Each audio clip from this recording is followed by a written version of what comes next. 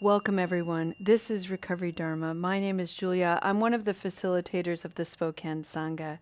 It is such a privilege to practice with you, to be here today, to remind you all of your magnificence, your beauty, the fact that you're all here working to recover your Buddha nature. What a privilege. I'd like to start our practice today by sharing with you a sentiment of metta. This is my bowl of loving kindness. And in it are all of these hand-drawn, hand-painted cards. And on the back of them are sentiments of loving kindness. This one was made recently by Lo in our mantra making class. This wonderful little card. This one reads, "May you live with heart in every step. May you live with heart in every step."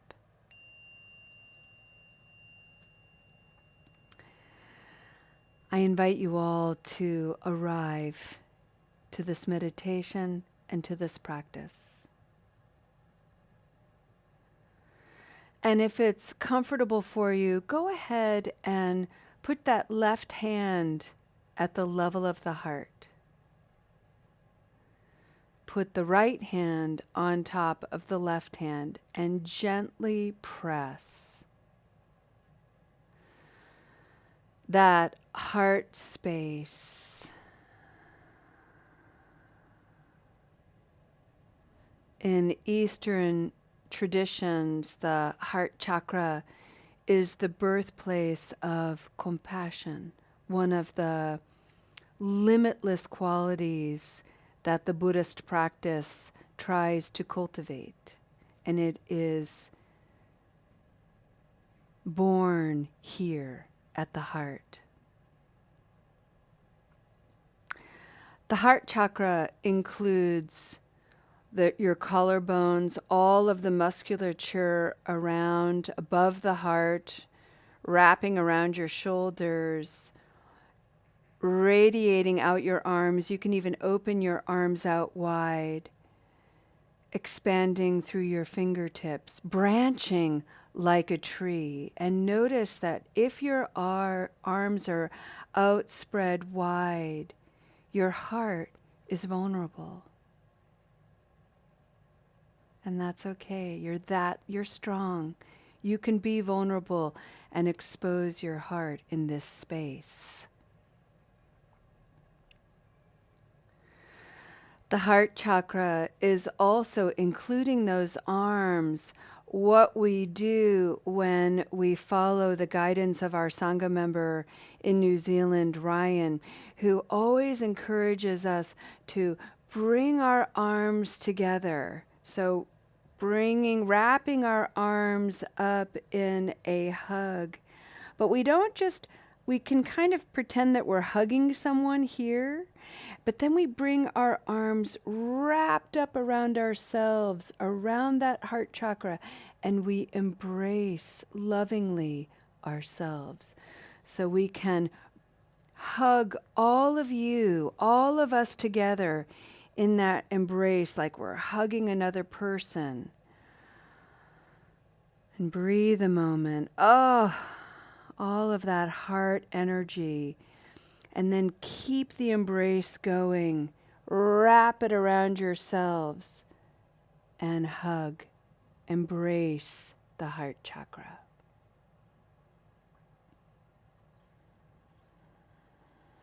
Take a moment to breathe. And when you're ready, bring your arms back around, maybe in prayer pose if that's comfortable for you. Prayer pose, fingers together, heart or thumb sticking out a little bit. Tap that thumb at the level of the heart and just breathe. This heart-centered, compassionate practice. Breathing in. May you live with heart in every step. Breathing out. Heart steps.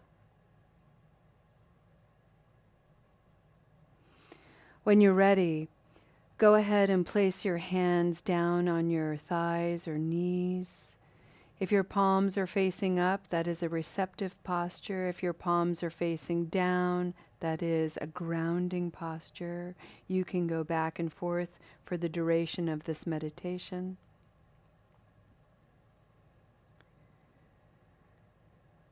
Notice once again that your heart is not protected, it is exposed. To recover our Buddha nature is to be slightly exposed.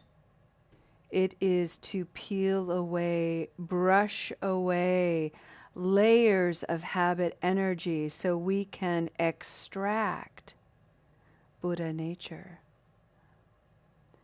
Our Buddha nature is loving and kind, compassionate, joyful, and equanimous.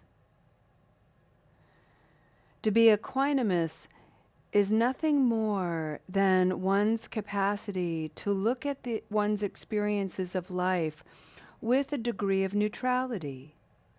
There are positive things that are going to happen to us, and there are negative things that are going to happen to us. Within those positive experiences, we're going to have some negative things arise. And within the negative experiences, we're going to have some positive things arise. It's always both. And to live with equanimity is to recognize the bothness of life and to learn to navigate it so we're not so thrown around with the tumult of life, but instead we learn how to navigate it, feel a little bit more anchored and grounded, so that when we're riding the waves of positivity and negativity, we don't feel so thrown around, uncontrolled, out of balance. We can recover ourselves over and over and over again. Always returning to that grounded, centered place of heart. And friends, this takes patience.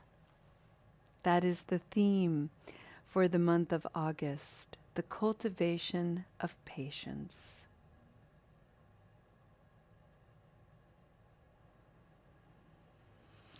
And patience is going to manifest uniquely in each of us.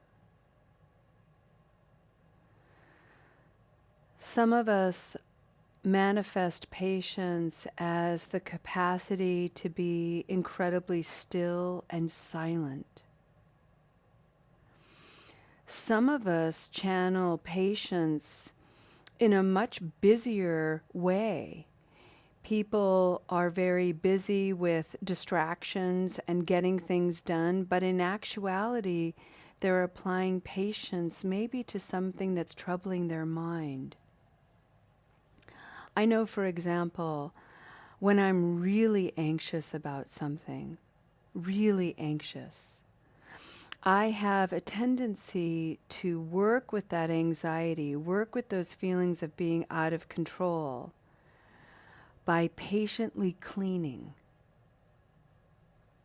I take out toothbrushes, and that's my time where you're going to see me clean cracks. I'm cleaning the cracks of grout. I'm cleaning the cracks of all my garbage bins. I'm cleaning the cracks around the little faucet handles. So I'm super busy, but I'm patient with my anxiety. Working with patience enables us to really see the many ways it manifests. Patience has many faces. But the one commonality in patience is it has a twinkle in its eye.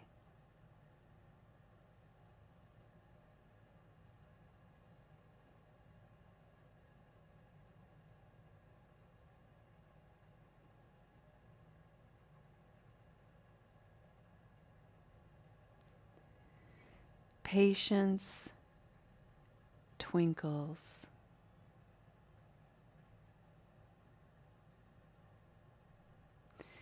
And when I think of that, with respect to life itself, the patience that life possesses,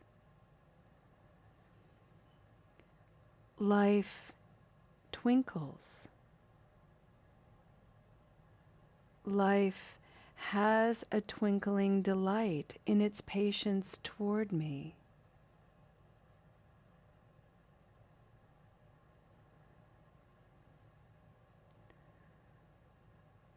Life's patience is truly infinitely kind to me. It is infinitely compassionate towards me. It is infinitely joyful and equanimous. That is how I choose to see life and participate with life. If I had the impression that life was conspiring against me, I would have a totally different experience. So the practice of patience is to examine the duality here and to play with both, to look at, let's say I invest in the narrative that life is conspiring for my goodness. What do I gain there? And contrariwise, if I look at the narrative that says life is conspiring for my ill, what do I gain there? Have a friendly curiosity. Have a patient curiosity as you examine those narratives, as you uncover those stories, as you recover and excavate your Buddha nature.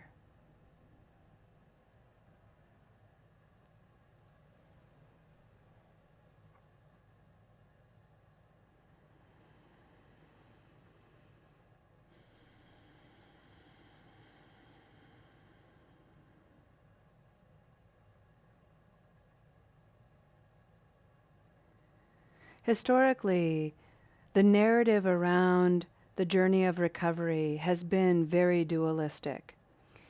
If you are using an in-habit energy, you are bad. If, however, you are abstaining and you are free from habit energy, you are good. That is true, and not the whole truth. The truth is, we can be abstaining and miserable people, unwilling to look at the way habit energy extends into so many other aspects of our lives. We act out in all kinds of other ways.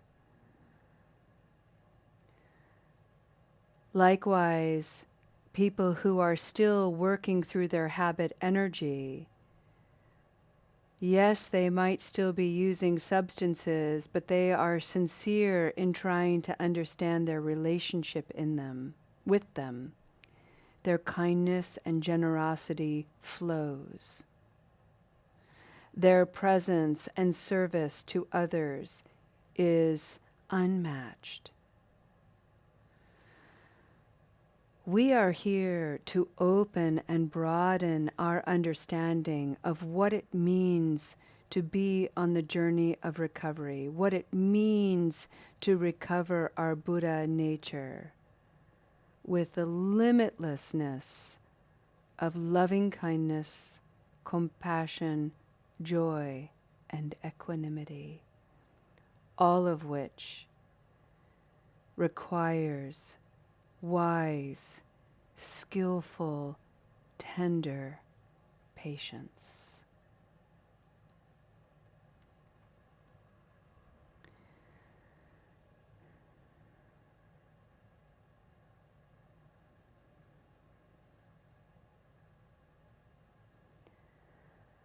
I'd like to end our practice today by integrating these thoughts and grounding all of this wisdom into that heart space by chanting Om.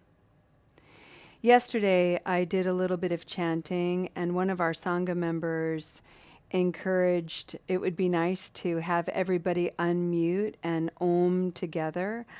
I think that is going to be wonderfully chaotic and fabulous. And so, if you would like to Om with me, I encourage you to unmute and just let that be what it's going to be. We can invite it to be perfect, and we'll just Om together. So how we do this, friends, is we'll take a deep inhalation, and on the exhalation, we simply say the word Om. And Om can be chanted in two ways. You can chant it straight up OM, or you can chant it AUM, which is Aum. And it ends on the last bit of the inhalation with kind of that humming sound. So let's just play with it and chant Om together, breathing in deeply.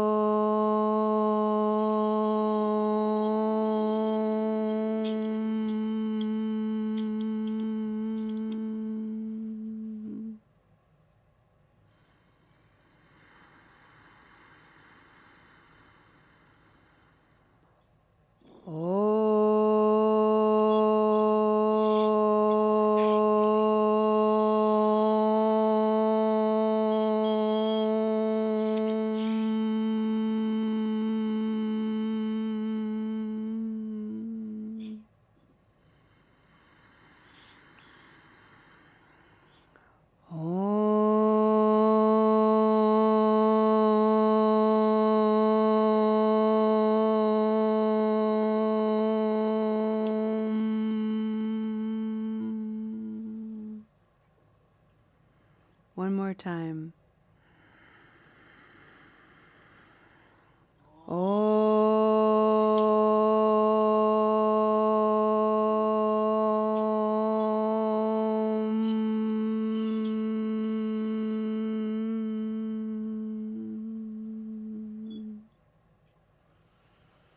Thank you, friends.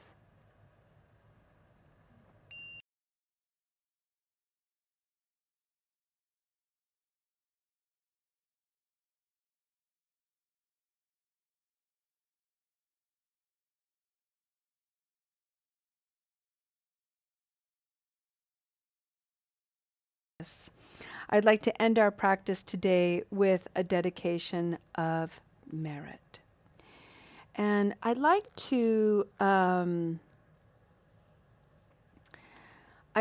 offer this practice as a dedication to Shakyamuni Buddha, to recognize that Buddha nature within each of us. Susie was talking about that heart practice, putting that warmth and weight at the level of the heart, and then moving the hands out to open the heart.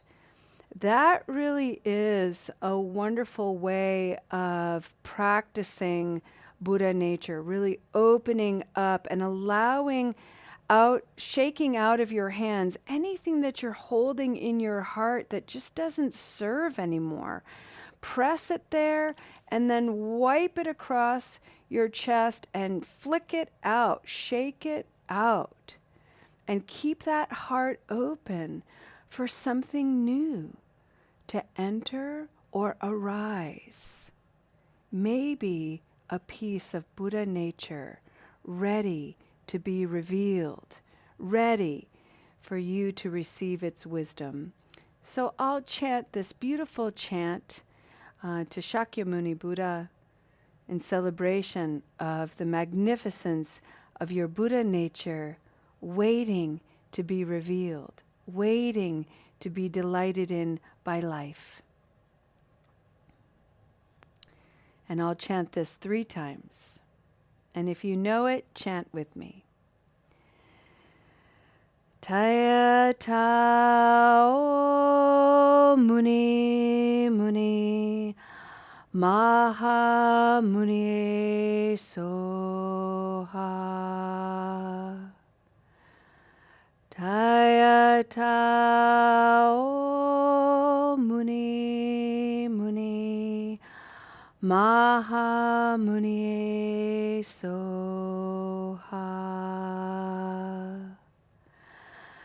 Taya Tao Muni Muni Maha Muni Soha. Thank you, friends, for your beautiful practice, for your beautiful selves. Thank you for leaving such a magnificent impression on this Sangha, on the lives of everyone here, especially me. You inspire me. I thank you. I'll see you next time. Namaste.